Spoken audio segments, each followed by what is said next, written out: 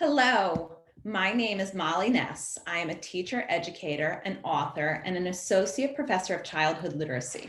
In 2019, I began a podcast titled End Book Deserts to bring attention to the issue of book access and equity. Let's start off by clearing up the definition of a book desert. A book desert is an under-resourced or underserved area or home with little access to written materials. The term was coined by Unite for Literacy in 2010 and popularized in 2016 by Susan Neuman and Naomi Moland, who used it in an article in Urban Education, and that definition is now a part of the ILA's literacy glossary. Before we begin tonight's conversation, I wanted to extend my most sincere gratitude to the International Literacy Association for their time and effort in planning this event. I also want to thank tonight's guests for their willingness to share their wisdom and their expertise and their experience. It's a real honor to have them join me and the ILA community to talk about such an important topic at such an important time. If you're participating in our conversation through Zoom, please submit your questions by clicking on the Q&A button at the bottom of your screen. We will make sure to leave some time for some of these questions that are being submitted now and have previously been submitted. The event is being streamed through Facebook Live as well. The recording will be archived on Facebook and Zoom and on demand within a day or two, and YouTube within the week. The last bit of housekeeping before we get started, the hashtag we'll be using for tonight's conversation on social media is #EndBookDeserts.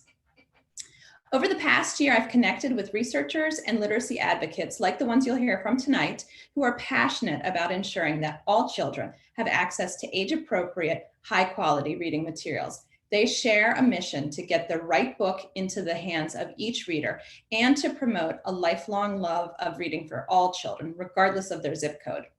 Pre-pandemic, 32 million children lacked access to books in their homes, schools, and communities. This has always been an important issue and important work, but our pandemic today has made these inequities even more glaring. In 2018, the ILA launched the Children's Right to Read initiative. The first declaration is that children have the basic human right to read. The second is that children have the right to access texts in both digital and print formats. So in essence, book deserts negate a child's right to read. And that's what brings us here tonight. Our goal to guarantee that these rights are ensured for every child, everywhere. And I'm now pleased to introduce our panel. Let's first start with Susan Neuman, who literally wrote the research on book deserts. She is a professor of teaching and learning at the New York University, specializing in childhood education and early literacy development.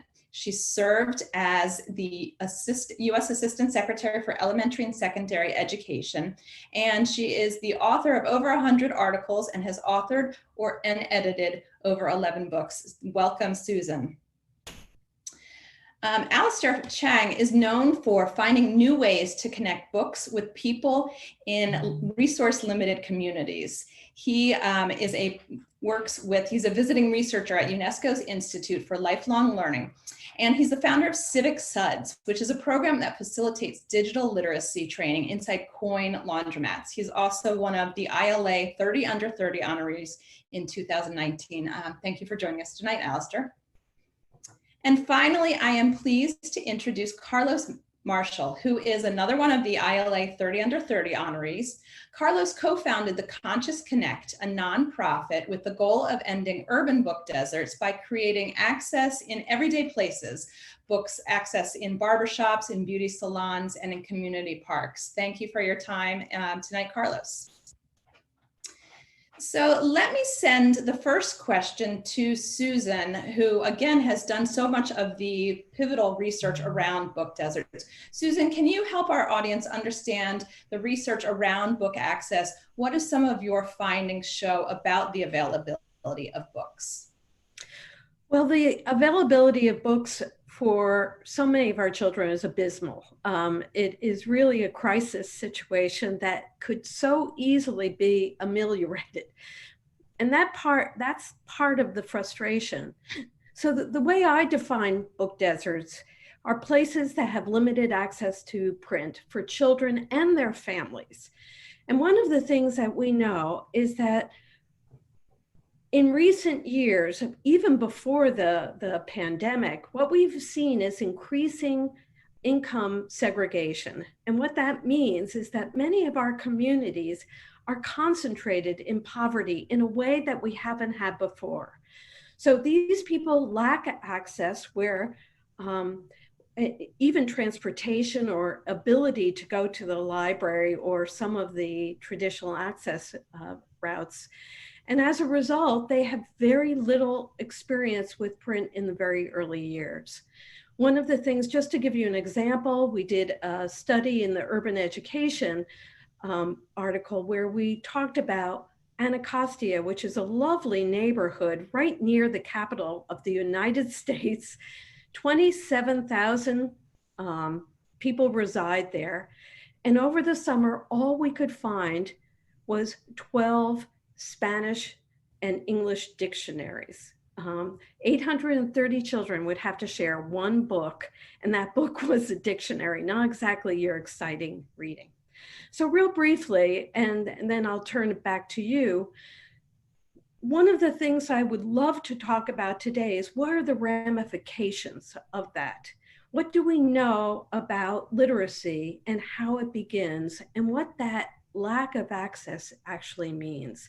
If you lack access, you may not care about books, and that has tremendous implications for our educators. And again, I just want to reiterate that your research is pre-pandemic. So certainly today, as schools and as libraries are shuttered, we are facing challenge upon a pre-existing challenge.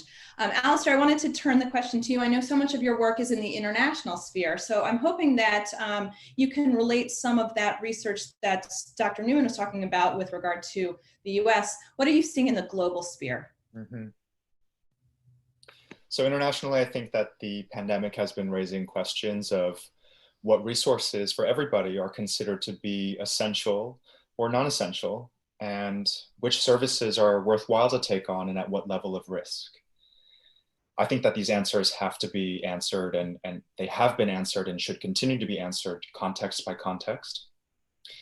And so, you know, around the world, a lot of public library systems have closed, right? Including in Colombia, Malaysia, the Netherlands, Turkey. And many of these and other systems have reassigned budgets to pay for more electronic ebooks and programming around electronic resources. The Library of Alexandria, for example, is offering online book clubs. In Portugal, the libraries have a dedicated YouTube channel for virtual book readings.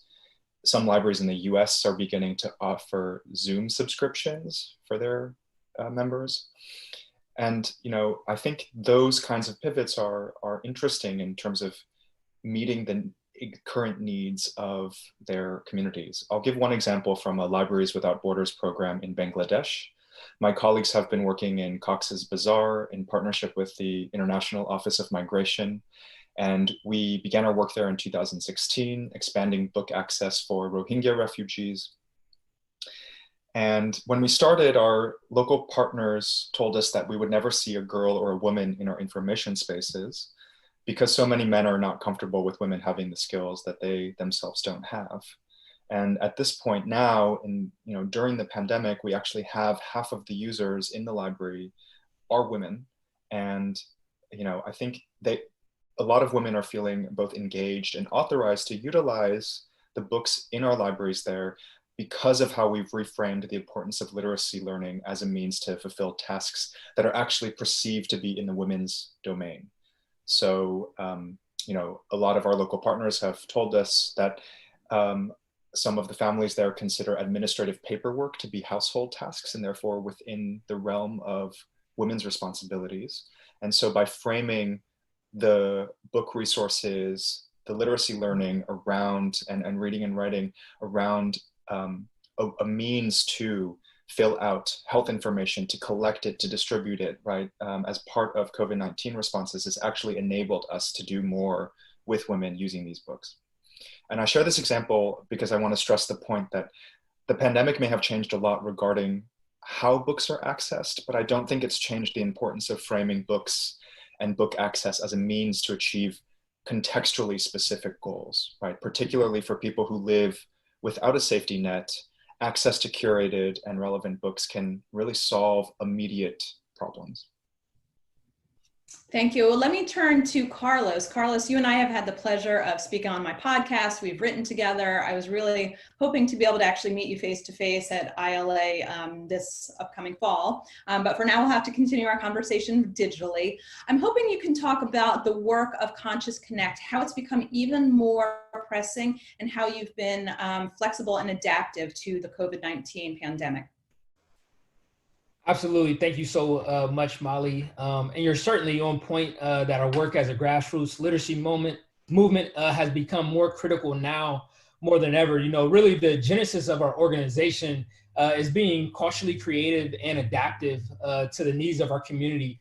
This means embracing prototyping, right? Everything that we've known in the world prior to COVID has completely shifted, and which has in some ways played to our advantage in terms of being able to more quickly adapt than some other organizations here within the literacy sphere, as well as just here locally in terms of what we're seeing and people being able to adjust on the fly, and also just being able to harness the entrepreneurial gene of failing fast and failing forward. We focus so much as so many people do here on this call, as well as my colleagues on the panel, on book deserts, and rightfully so. But I think as Susan points out, focusing on the lack of access, right? So what we understand is that book deserts don't exist in a vacuum. So the neighborhoods that we're working in, particularly in an urban context, we understand that these neighborhoods that are book deserts are also commonly and intentionally and systematically also food deserts, which we see as being an issue with the closure of schools. There are also employment deserts, which families and individuals of lower social economic status are adversely impacted by that as well. Banking deserts, digital deserts, and so on and so forth. So in our efforts to disrupt the status quo, the Conscious Connect was founded to address opportunity deserts and access gaps, not just the result of them, i.e. achievement gaps that we also talk about at length. So this was an intentional shift to really shift the paradigm and to reframe the narrative around the success and the opportunities of our students and of our children being at promise, as well as the underlying systematic issues that continue to perpetuate inequities. So our programs in barbershops and beauty salons, libraries, our mobile book bike, as well as our neighborhood reading parks and pocket parks, were never meant to replace traditional institutions such as libraries and schools, but rather to be a complementary asset so that we can build capacity and reduce the inequities through mutually beneficial partnerships and collective impact strategies. So with the closure of schools, libraries, after school programs, as well as the cancellation of summer programs due to COVID, calls were being directed and aimed at our organization to do more. And we started to hear those calls quickly echoed across Southwest Ohio. And so we started to explore virtual book clubs and digital communication platforms, as well as how could we incorporate literacy and literature access into our other initiatives that previously did not have a literacy component. So I'll provide just some examples of things that we've done since COVID-19 has come upon us, as well as some things that we're looking to do here in the immediate future. So as Alastair mentioned, related to virtual book clubs, that's something that we've done, and we put out a COVID-19 book challenge. We started shipping out books all across, particularly across our region, but also across the state and nationwide for people to participate. And we created intentional feedback loops for parents, as well as students in the program participating to stay engaged. We also launched a library of a few hundred books of culturally relevant and responsive texts, and a women's shelter also featuring women in STEAM and girls and women's empowerment. And we also are currently in the process right now of establishing anti-racist literacy initiative and coalition in our community between our urban city as well as the surrounding rural counties. So we're also looking at, what are the intersections of COVID-19 as well as the reemergence of Black Lives Matter. And that book club will be high school students and will specifically be reading Stamped by Jason Reynolds and Ibram X. Kennedy. And then another thing that we're working on right now, we have a pocket park, as we mentioned, with a basketball court on it. We have a youth arts organization that's going to be painting a mural on that at the beginning of August. So again, we were intentional about how do we incorporate a literature component into this program. So that group, we're going to be leading a book club, and we'll be reading The Crossover by Kwame Alexander. So COVID-19 for our organization has really opened up our eyes to new ways of operating and engaging families that otherwise we would not have explored previously. And we have realized that even as a hyper-local and place-based organization, that our impact did not have to be geographically bounded. So as many takeaways that we've learned through this experiential learning journey and process that's been COVID-19, one of the biggest takeaways of all that we've come to know is really the gift of unlearning. Well, what always strikes me about your work and with Conscious Connect is not only how intentional you are, but how innovative you are, and just hearing how you've just adapted and really thought through, well, how can we meet the community where they are, is really one of the most important steps with regard to book access. So I'm hoping as a panel we can bring together our collective passion and our collective brain power. Let me just throw out a question to all of you. What other topics and issues do we need to be aware of and think through with regard to book access during these really challenging times? Susan, what are your thoughts in response to that? I'd like to answer that to begin with, because one of the things I want people to take away with when we talk about these things is it's not just about books. I mean, books are not a tchotchke.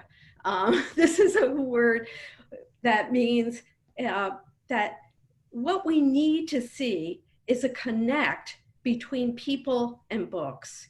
It's not enough to produce and have books just go to communities. In other words, if someone gives me a book and it's a book that I don't care anything about, it just becomes an object. It's not something that I'm going to really care about.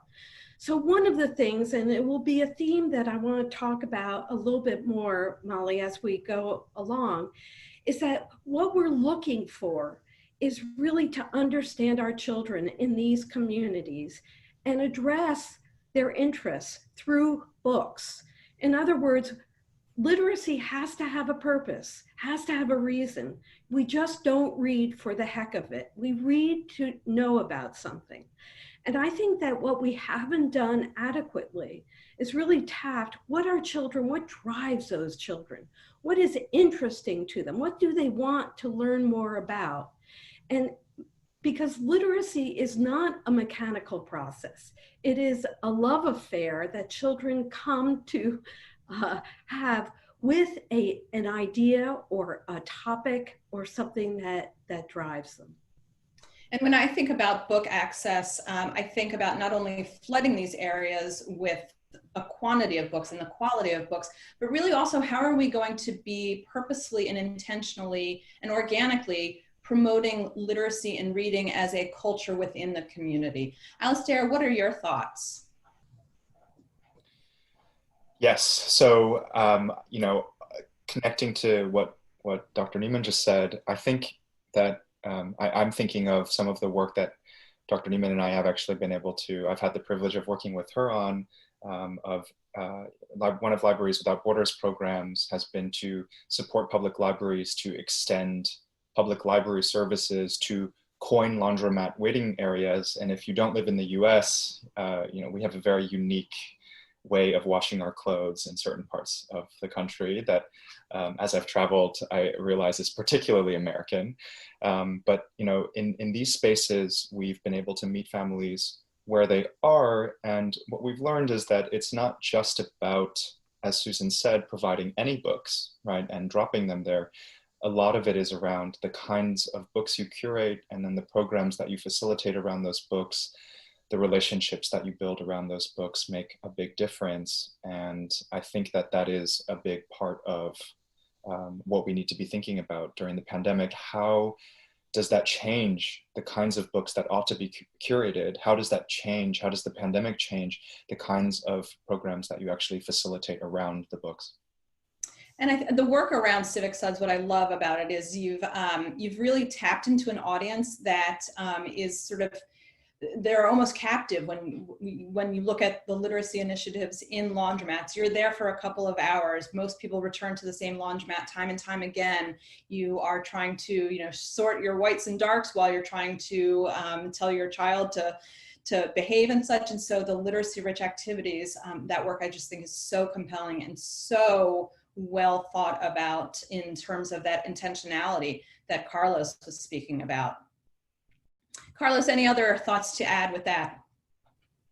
Yeah, absolutely. I love that the panel is talking, really at the heart of, what Ruding Sims Bishop positioned as mirrors, windows, and sliding glass doors, which is, number 4 of ILA's Children's Right to Read. I think so many times when we're talking about working with diverse students and diverse families, and we talk about culturally relevant and culturally responsive text, that immediately we go to, very, very hyper serious text about, the plight of the Black community and just what that historical legacy has meant.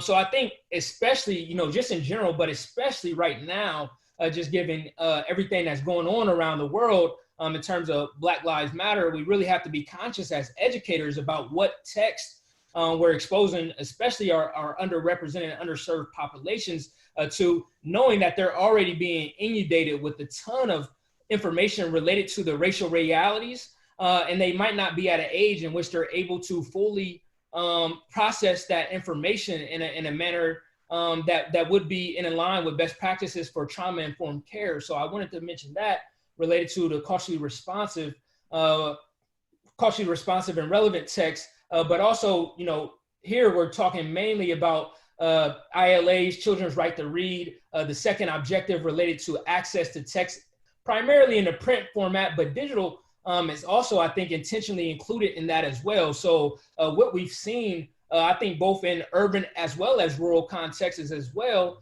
is that with the closure of schools, even when students are really in school, is that not everybody has the same access to digital, to Wi-Fi, and just being able to continuously educate and access and engage in modes of learning is also very, very critical. So I think also talking about the digital divide and digital inclusion is equally as important. I'm so glad that you brought that up, actually, because you're spot on in that there is that component of print and digital. And when we talk about book access, we naturally go to the print format, but now more than ever, we are leading lives and leading literacy lives that are so digitally based. So let me redirect to the entire panel. Thoughts about the digital versus print and the inequity or the divide or the challenges or the opportunities that you're seeing with regard to access because of the pandemic. Alastair, what are your thoughts?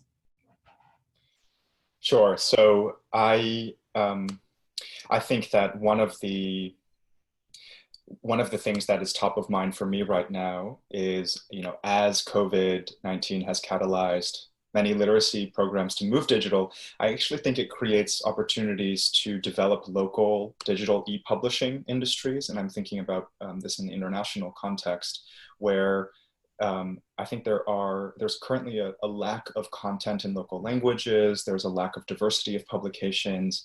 In West Africa, where Libraries Without Borders does a lot of work, for example, many children do not speak French when they arrive at school and are expected to learn to read in French, in part because the textbooks are published by French companies, right? And one thing we're trying to think through now is how the pandemic may actually allow us, give us the opportunity to work with local partners to develop e-publishing industries with more open access models that, the challenge is to find ways to actually pay those authors, right?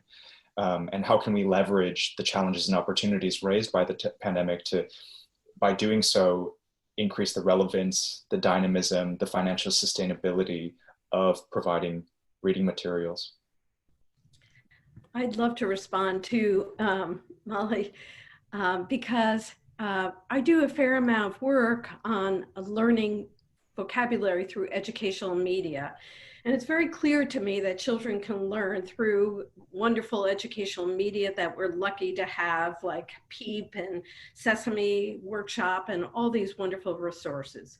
But I want to accentuate the fact that there's something special about a book, a physical book that parents and children can read together.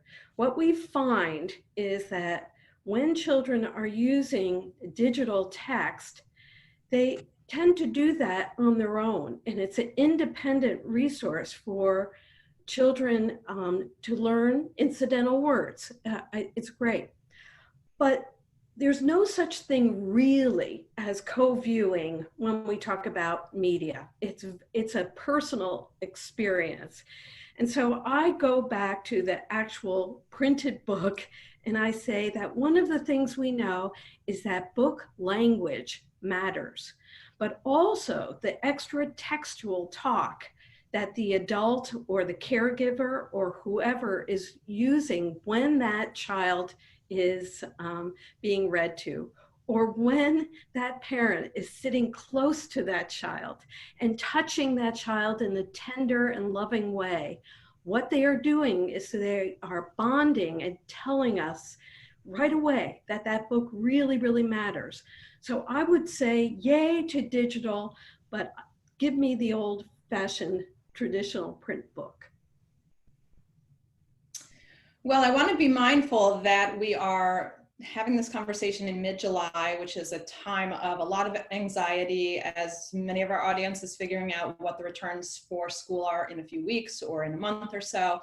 So I know one of the questions that is forefront in many people's minds is how we as a community, and I assume the community that we are made up of tonight are teachers and librarians and school leaders and parents. What can we do to support book access in communities? How can we meet families where they are, and how can we meet the needs of families during these challenging times with regard to book access?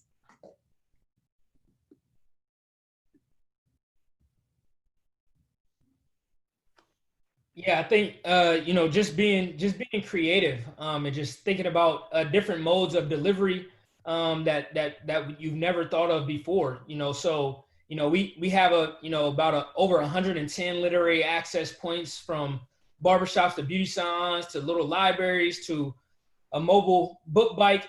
And those were predominantly really passive experiences that we created so people could have neighborhood access. But once COVID hit and we created the COVID-19 book challenges, I found myself driving to neighborhoods that I had never drove to in my county and in my region before to hand deliver books to children and to families. Just really in terms of just going the extra mile.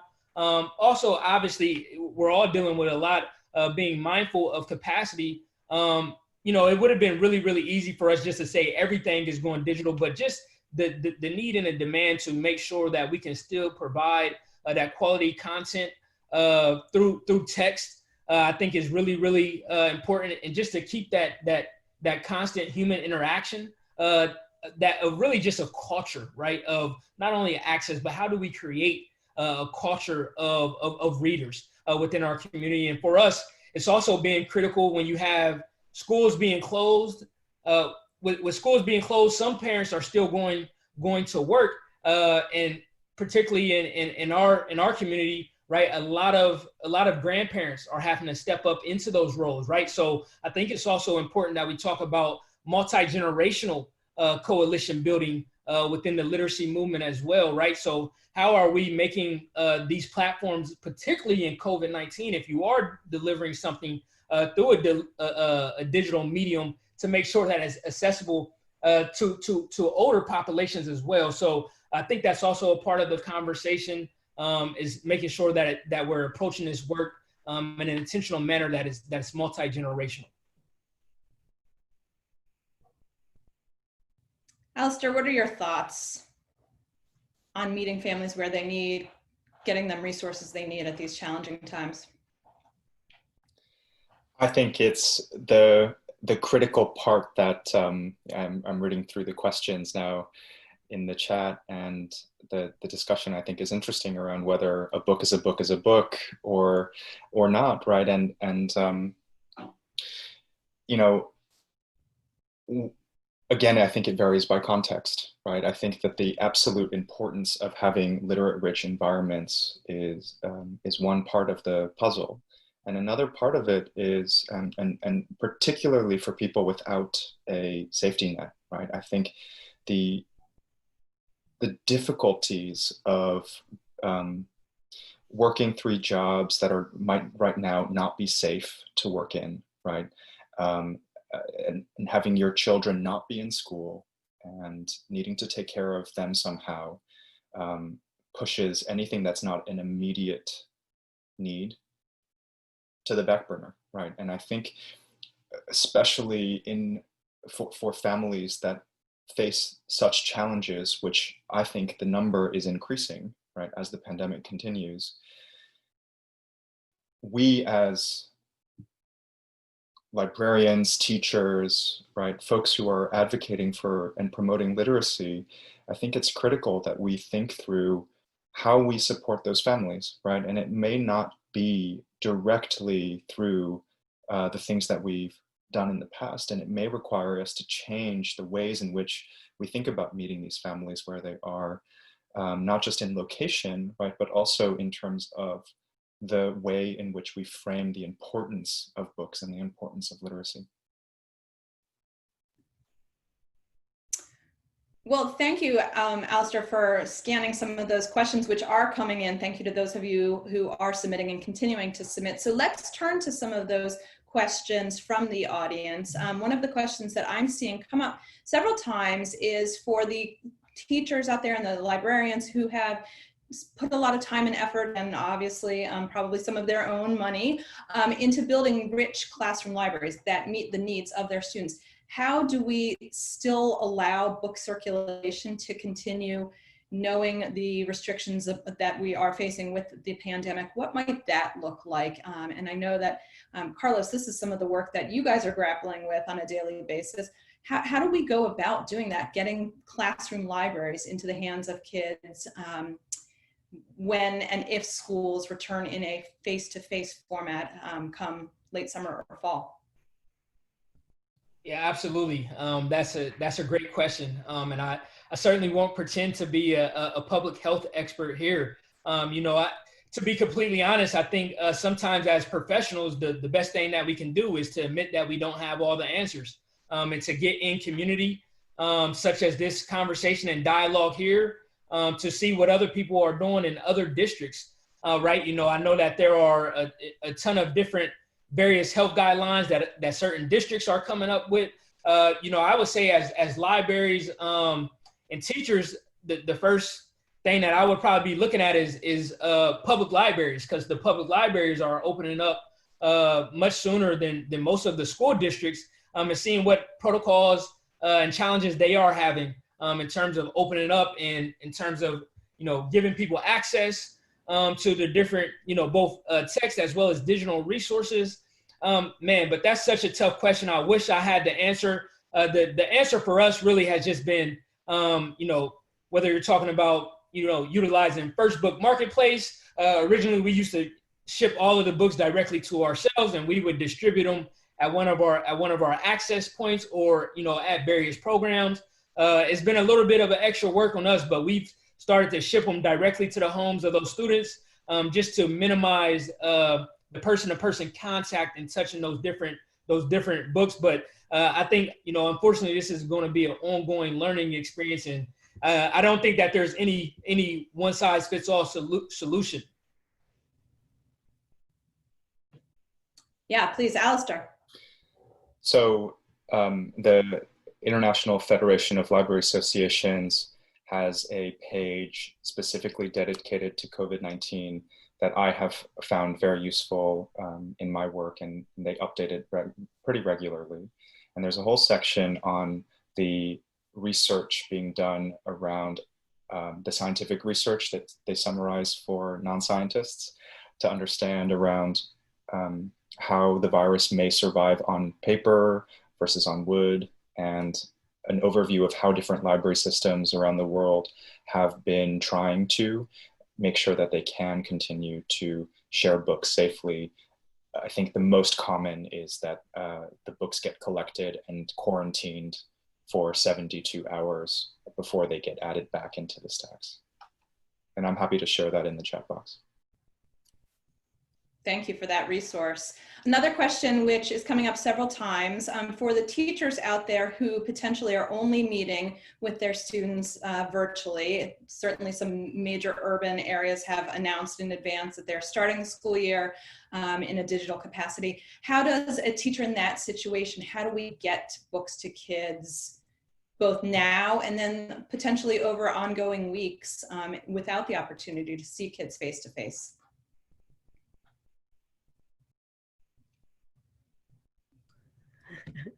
Well, we've been reading to children, and we put it on YouTube, and we've gotten very fancy about it, actually, putting music and dance along with our book reading.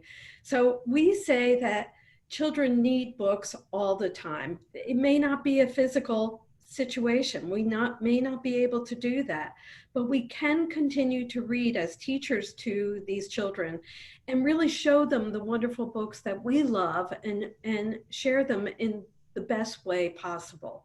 So I think we have to be creative in this situation. It's not like we've ever had before, but these children will need to hear books about books all the time. And so we have to come up with interesting strategies to make that happen.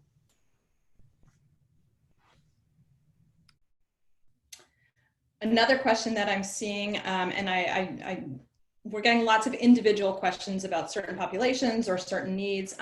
People are asking about availability of audio text when we often talk about digital text, but resources for audio text. Does anybody have any thoughts to add on that as another way to increase access?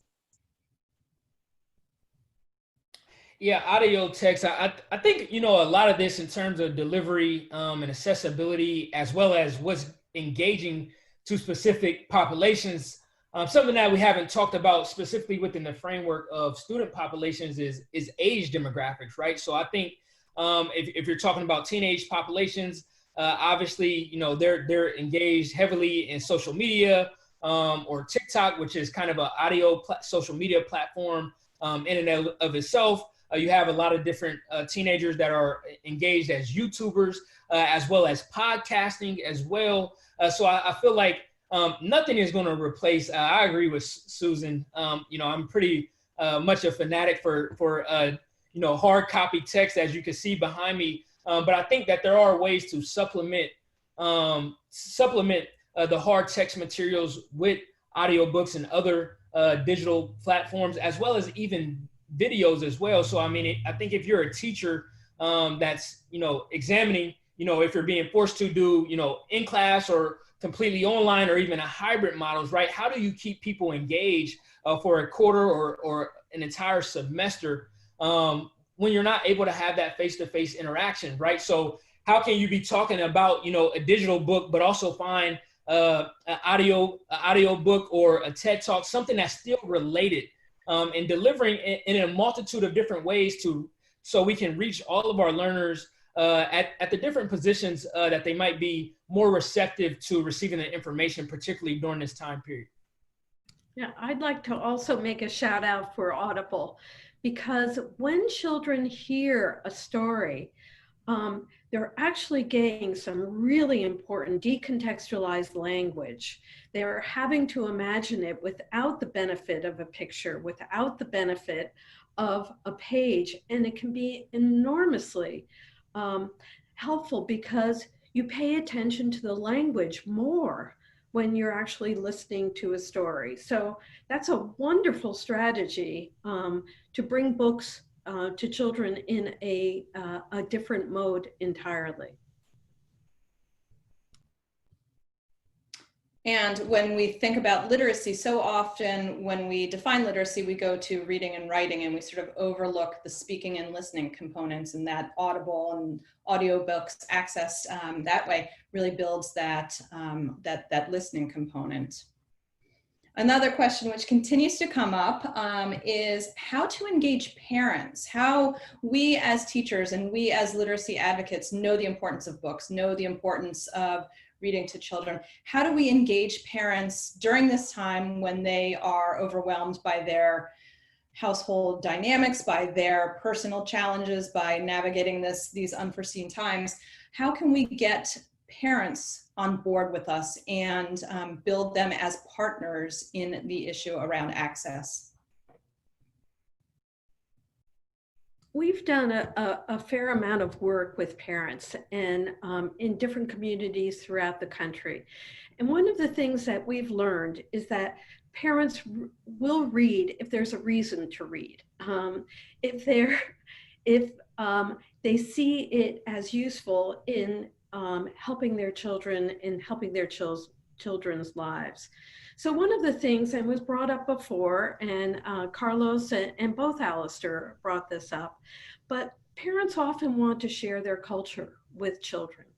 And having culturally sensitive books is so critically important because parents actually want to read them to the child, to convey their culture, to talk about their history, to share who they are with their children.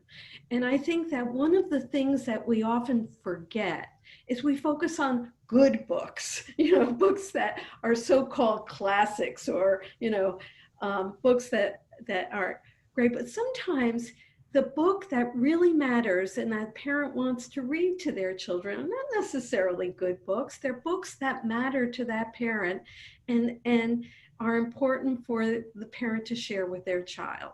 So I think we have to think differently about book selection.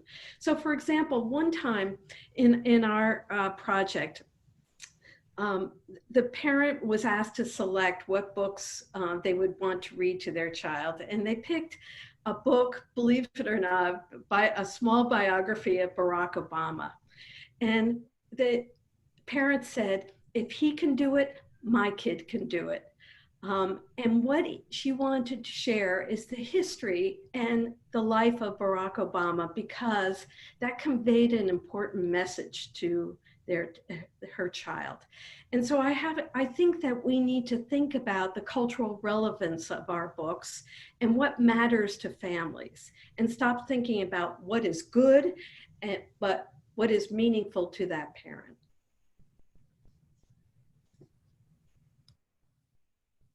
Alastair, do you care to add on to some of these conversations about engaging parents? I know you can you're seeing a global perspective, so you may be seeing some very different and interesting approaches. I'm thinking, please don't ask me, this is so challenging. No, it's a big part of it is, at least with the families, the broad diversity of families that I get the opportunity to engage with, is what resources your family has and that your community has, right? And I think this is where, in some ways, we're seeing that. Also, what I'm seeing is that somewhat more collectivist cultures with families where they share responsibilities are able to deal with the pandemic in ways that more individualistic societies, I think of myself living in the US included, are struggling with more, to be able to deal with the fact that schools are closed, right? And have people working and still being able to have someone in the family be able to create literate environments and, read with the kids during the day. And I think that, it's not that there's one way that's better or worse, or, it's not a cultural judgment. I think what I'm trying to point out is that it's not just about the wealth of the family, but also about the social resources that a family has. And a lot of that shapes the ways in which we ought to be thinking about how to get parents engaged. In the US, with the families that I get to work with, again, thinking about the just daily challenges of paying rent and getting food on the table alone are top of mind in ways that, I think are get into real social justice issues, in which I think book access is a part of, and I would even include, access to this kind of learning opportunity, which is, as the pandemic has worsened, becoming more and more unequal. And actually, I want to use that as an opportunity to pick up on a theme which is coming across in several different questions. We started our conversation tonight looking at the ILA, children's right to read, and we discussed a bit about how print and digital are under the Declaration of a Children's Right to Read. Should the children's rights to read include more of a focus on digital access? How can we go about that, knowing that this is not necessarily a short-term situation that we are currently living in? How do we go about bringing in the access to digital life and digital literacy during these times? Yeah, I think that's an excellent question, and something for the entire group to consider, as well as the association, right? I mean, is digital literacy and access to digital text such a critical issue here in the 21st century that it should potentially be its own right in and of itself, and not necessarily coupled in with print text. I work at a university for a living, working with entrepreneurs and business owners, and just general, but also in the tech space. We're also talking about digital literacy as a 21st century workforce skill, and not something that's really a separator or a differentiator in the workplace, but really for many of the children and students that we're engaging with right now is pretty much going to be a prerequisite. So I absolutely think that we have to continue to make more strides and more gains in terms of digital literacy and digital inclusion. And some of that is us being comfortable with failure as teachers, as educators, which we're not so comfortable with, just given how the K-12 system is traditionally and historically structured and how we're designed. But many times, depending on what grade level we're working with, our students are more tech savvy than we are. So as educators, we don't want to engage in tech instruction for the fear that our students are ahead of us. So I think that, man, that's a really great question, and something for us to continue to consider is how are we approaching digital literacy really as a topic to be addressed in and of itself. Alastair, what are your thoughts?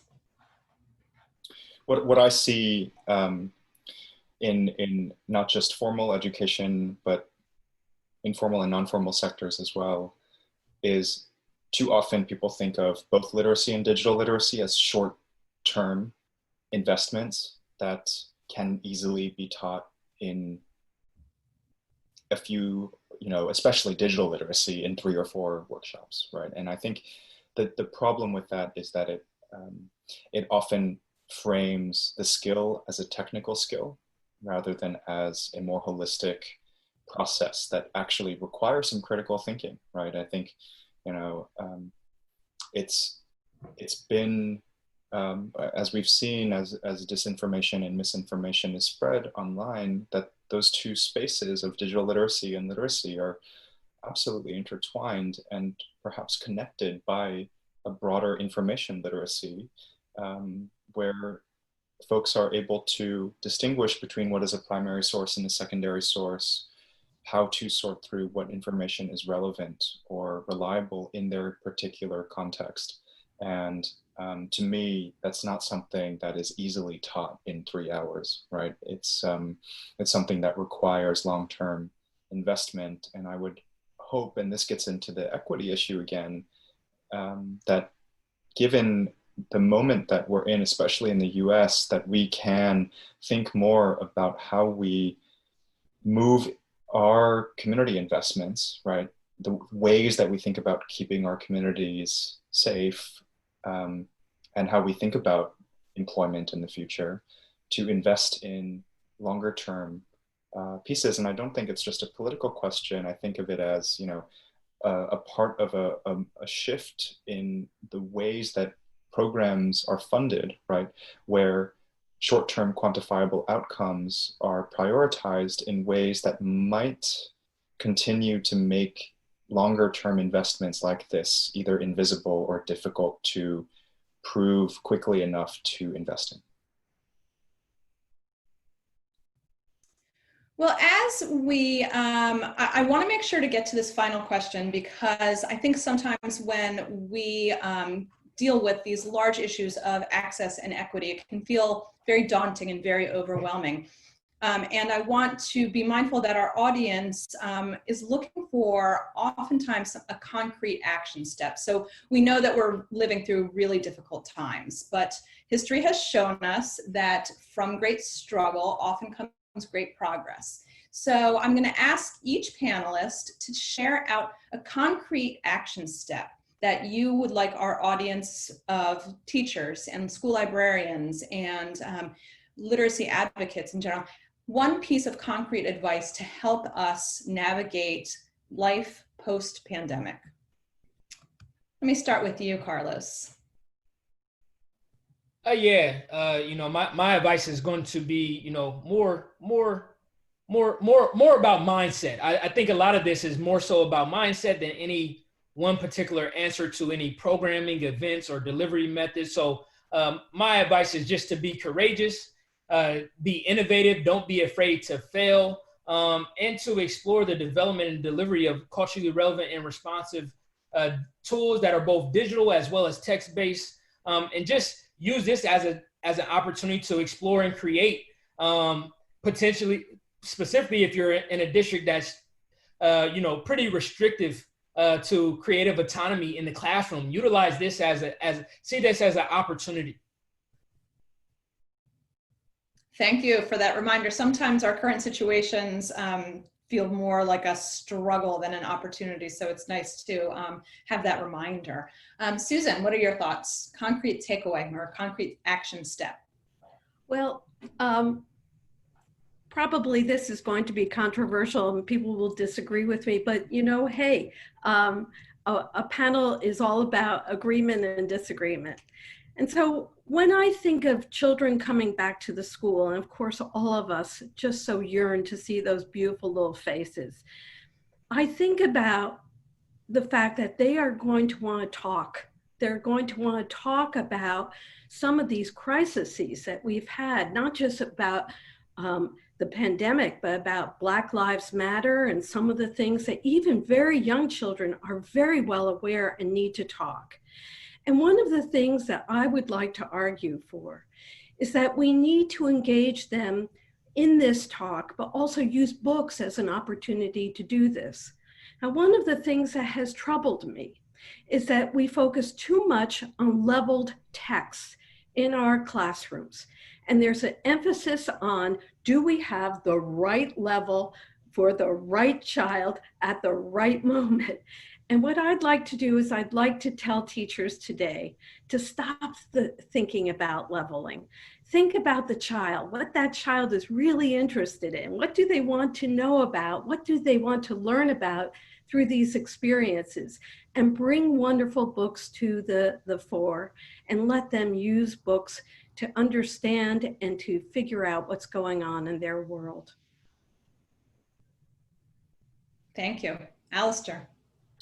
When I think about the post-COVID world, I think about the structural changes that will happen for many communities and countries, right? And I think it's safe to predict that unemployment, poverty, these broad sweeping issues will be difficult for many, many communities. And I think that it is in thinking about how communities then pool limited resources to deal with those that it's important to get involved in the conversation.